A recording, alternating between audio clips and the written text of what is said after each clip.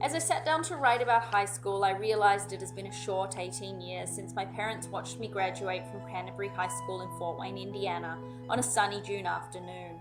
This isn't the high school I wish to talk about, though. I only spent 1 year there and have little affection for the place.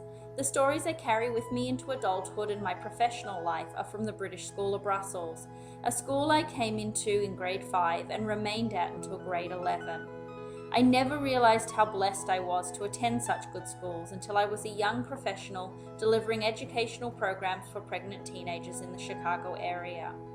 The first time I visited a public high school in a low-resource neighbourhood, I found myself walking towards the school across a large expanse of concrete, a far cry from the beautiful forest and park that surrounded my high school. Then at the school entrance, one had to pass through a metal detector, receive a pat-down, and traverse a hallway filled with police and other law enforcement officers.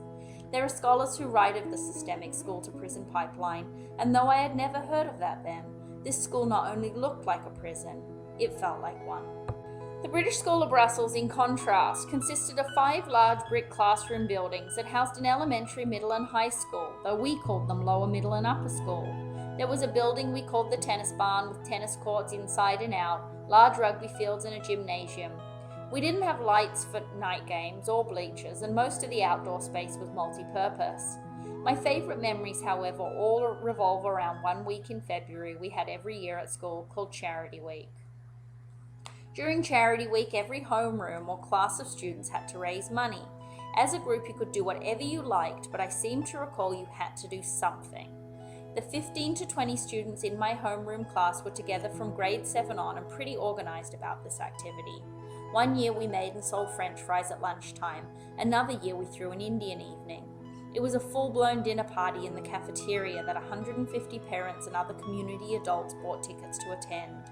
We went to the Indian Embassy in Brussels to get support with the samosas and for posters of India. We leveraged the Indian community at the school to cook the food and loan us all saris to serve the food in. I seem to recall we had a palm reader, belly dancers and some other activities. That year I was the youngest student to ever win the school's prize for service to community.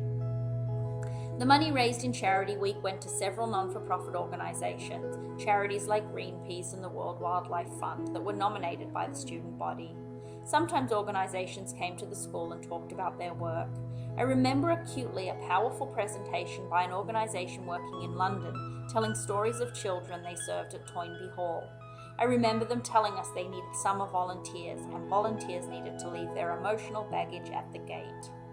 As I think about Charity Week and this story, I reflect on my own work in Kenya, my non-for-profit organisation Yellow House Children's Services, and my personal views of giving to and supporting educational opportunities for students in low-resource school districts, both in the United States and globally.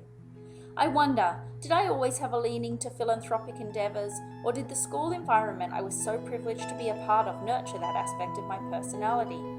I think it's a question we can never really answer, and we don't have to.